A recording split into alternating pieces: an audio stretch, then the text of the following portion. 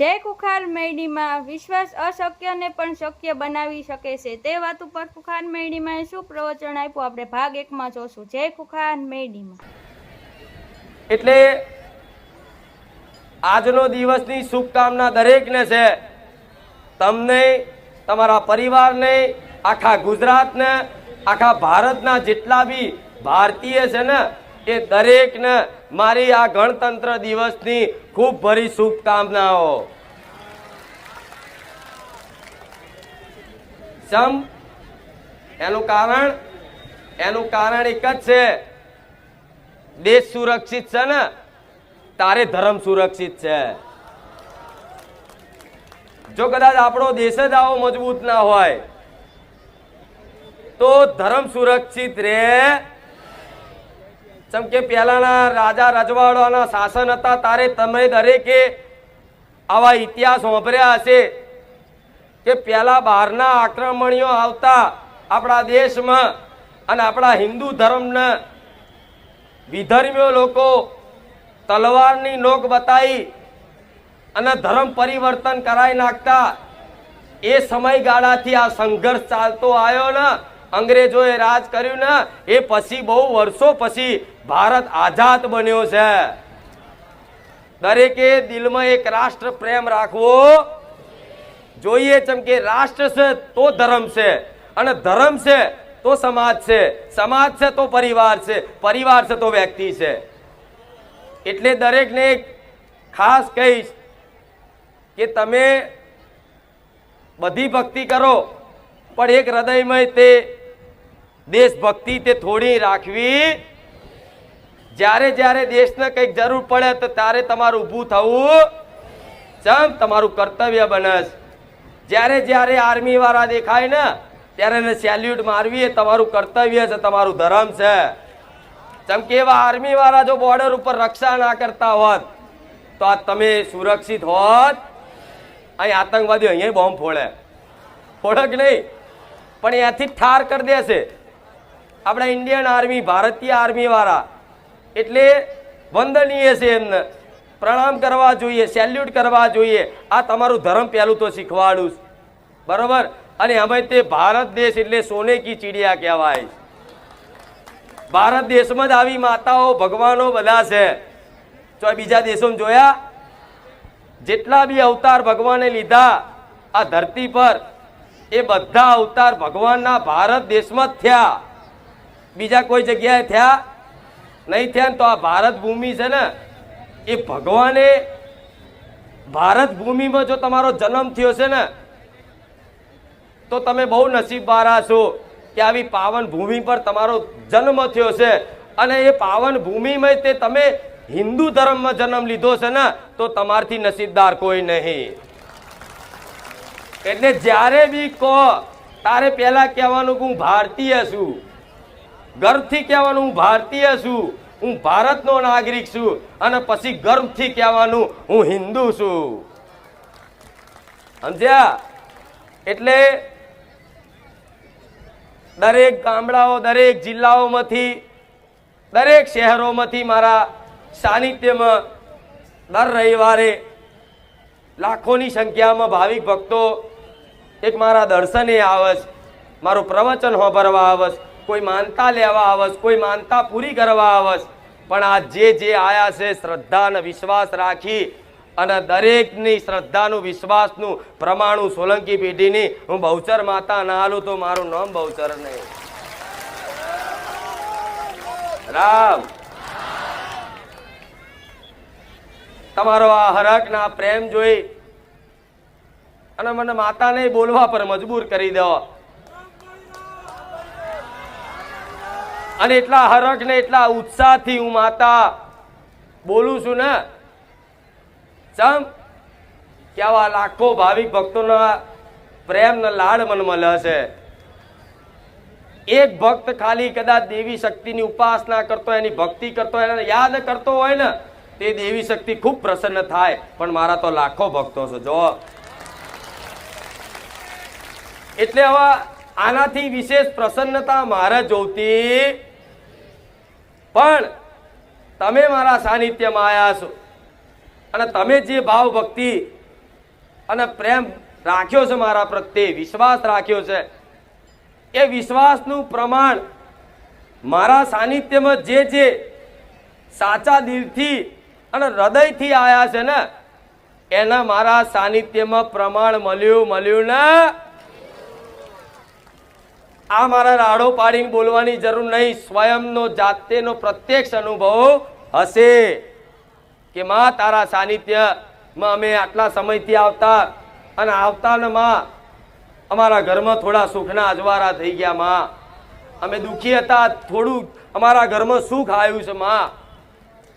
તો ભલે આજે કદાચ તમારા ઘરમાં થોડું કઈ સુખ આવ્યું હોય ને, અને જો તમે એમાં મને માતા નિમિત્ત માનતા હોય ને, તો ભલે હું માતા એવું કહીશ કે હજુ આનાથી વધારે તમારા ઘેર આનંદ ભર્યું અને સુખ ભર્યું વાતાવરણ થઈ જાય.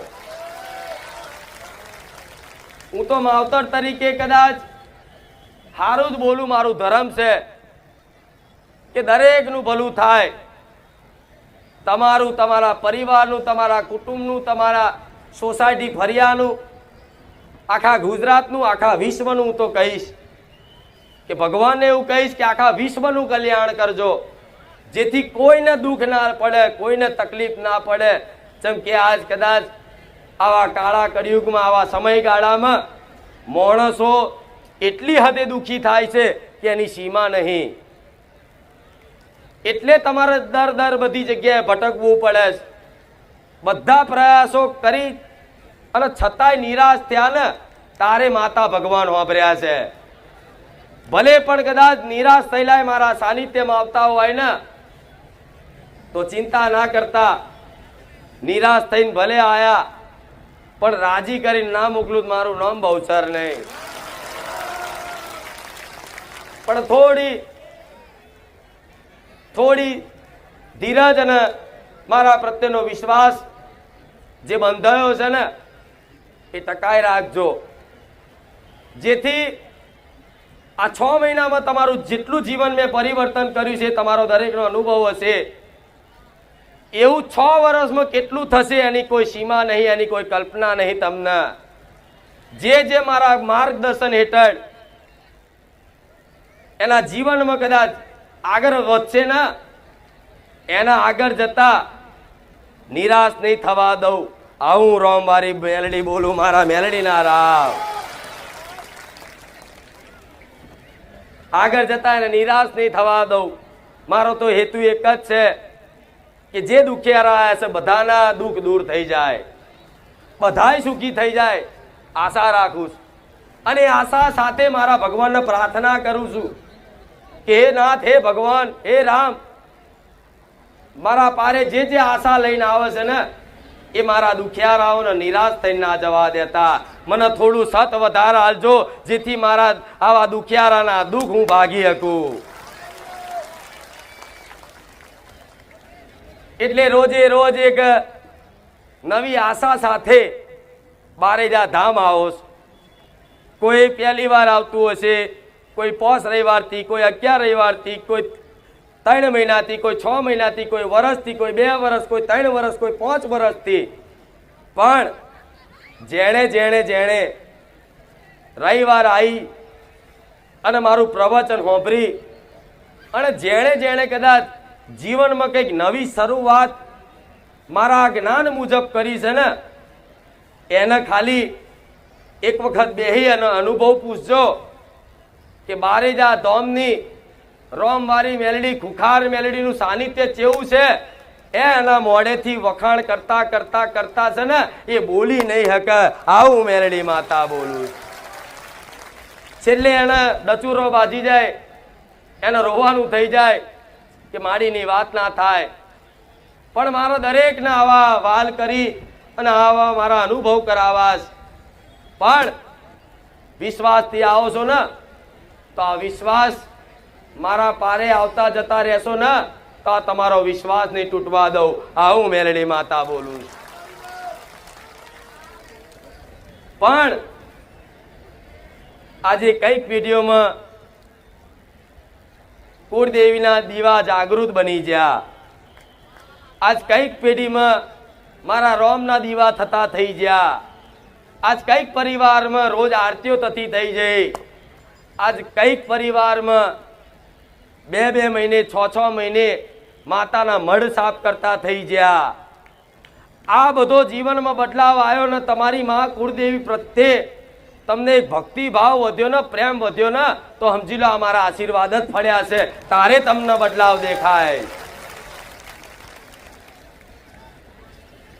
અને મારું લક્ષ્ય એક જ છે કે હું નહીં પણ તમારી માં તમારું ભલું કરશે.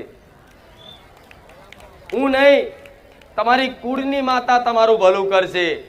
હું નહીં, તમારા કુળની દેવી દેવતાઓ જે તે તમારા બાપ દાદાએ પૂજીને જ્યાં છે, દીવા હાલીને જ્યાં છે ને, એ દીવા તમારું ભલું કરશે.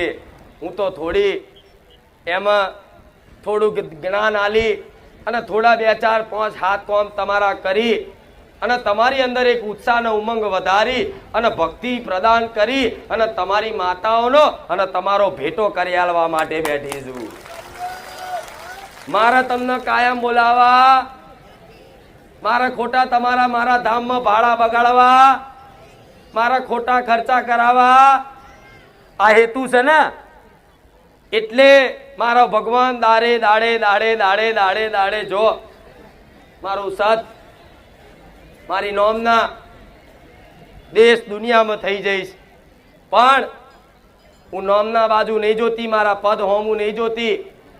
હું તો મારા ધામમાં જેટલા ભાવિક ભક્તો આવે છે ને એનું ભલું કઈ રીતે થાય ને, રોજ મારો એ જ પ્રયાસ હોય છે કે શું બોલું તો એમને જ્ઞાન મળે, શું કરું તે એમને સદબુદ્ધિ આવે અને શું એવી પ્રેરણા પૂરું તેમની અંદર એક પોતાની કુળદેવીની ભક્તિ કરવાની સાચી સમજ ને પ્રેરણા થાય. આ મારા મેલડીના આશીર્વાદ છે. માતા છે ને તમારા ઘેર, મારા જેવી જ છે ને? શંકા ખરી નહીં ને? સજ છે ને? એટલે તમારે એવું માનવું નહીં કે મારા ઘેર માતા નથી. ના, તમે નતા ને તારે તમારી માતા હતી, તમારા બાપ દાદા નતા ને તારે તમારી માતા હતી. તમારી પેઢીનું ઉત્પત્તિ નથી થઈ ને, એ પેલા અનંત જન્મોથી અનંત કાળથી તમારી કુળદેવી પહેલેથી હતી અને રહેવાની. તો કહેશે કે માતાજી અમારા ઘેર સાક્ષાત કુળદેવી હોય, અમે દીવો કરીએ છીએ અને ફોટામાં એના મઢમાં બેહાડી પૂજીએ છીએ, તો માં અમને અનુભવ કેમ નહીં થતો? તો અનુભવ કરવા માટે છે ને એની ભક્તિ કરવી પડે, એનો પ્રેમ કરવો પડે, એને હેત રાખવો પડે. તારે તમારી માં છે ને છોને છુપે એવા અનુભવ કરાવે ને અને એવા વાલ કરે ને, તમને એવું વાલું લાગે, એવું વાલું લાગે ને કે દુનિયાના તમે પ્રેમ મોહ ભૂલી જાઓ, બસ એક તમારી માં જ દેખાય. એનું નામ સાચી ભક્તિ કહેવાય કે જેના વગર ચાલે નહીં.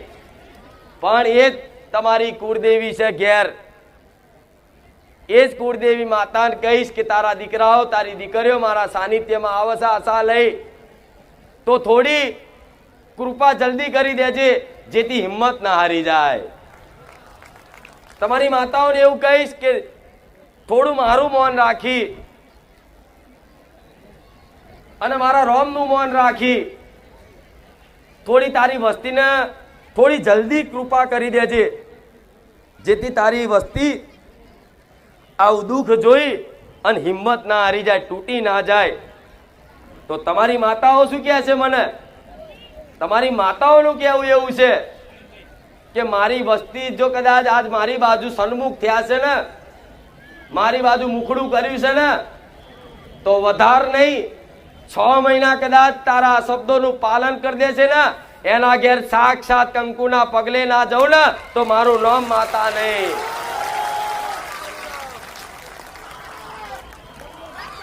રામ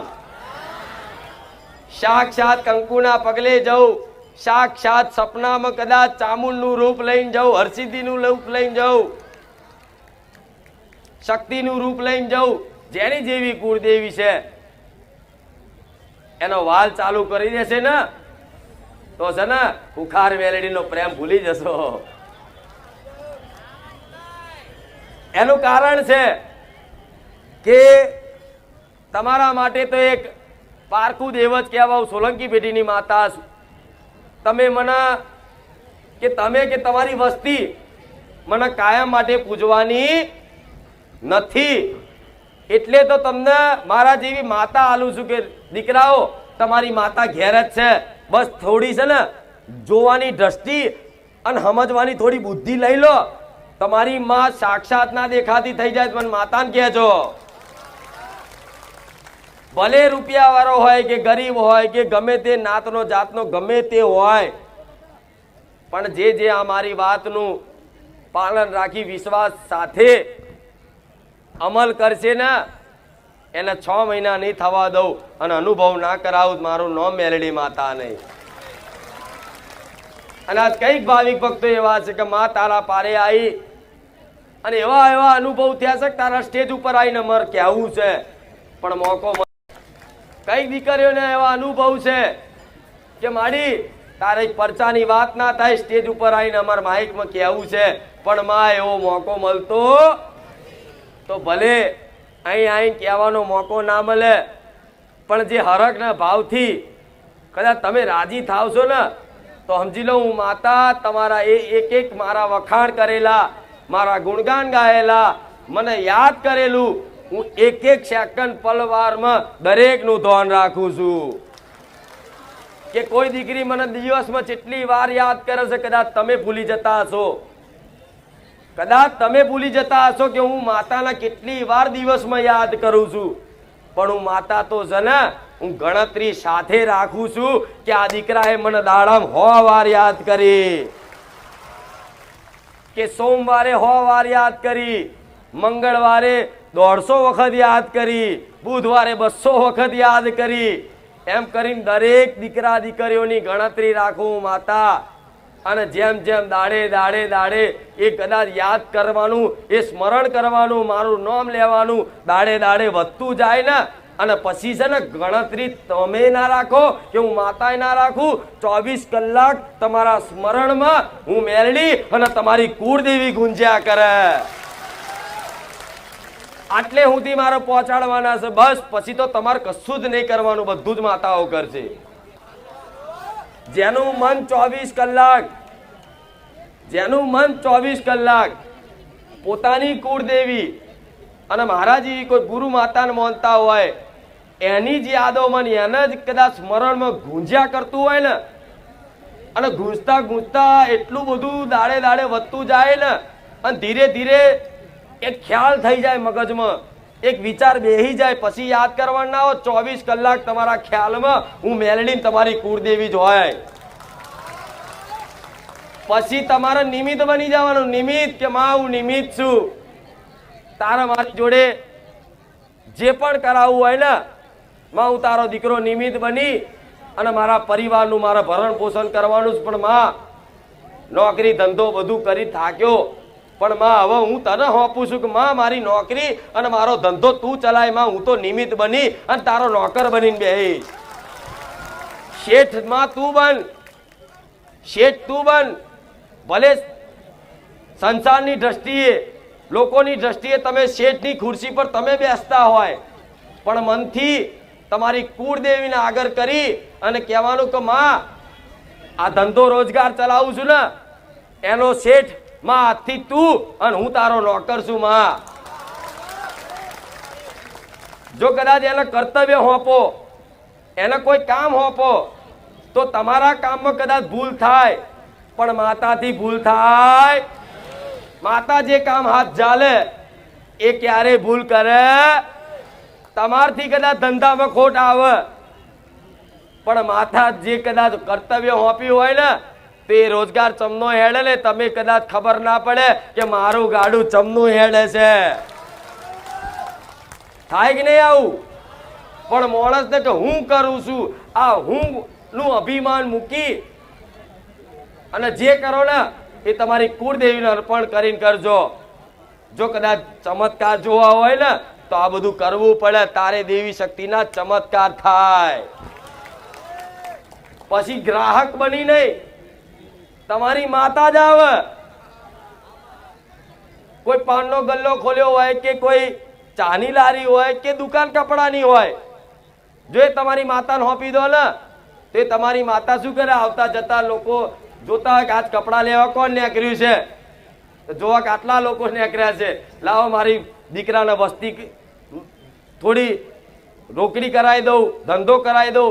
એટલે એ દુકાનદાર જે બી લેવા આવ્યા હોય ને એના મગજમાં વસીને તમારી માત લઈને આવે, ગ્રાહક બનીને આવે અને સીધા એ બને, એનું નામ માતા.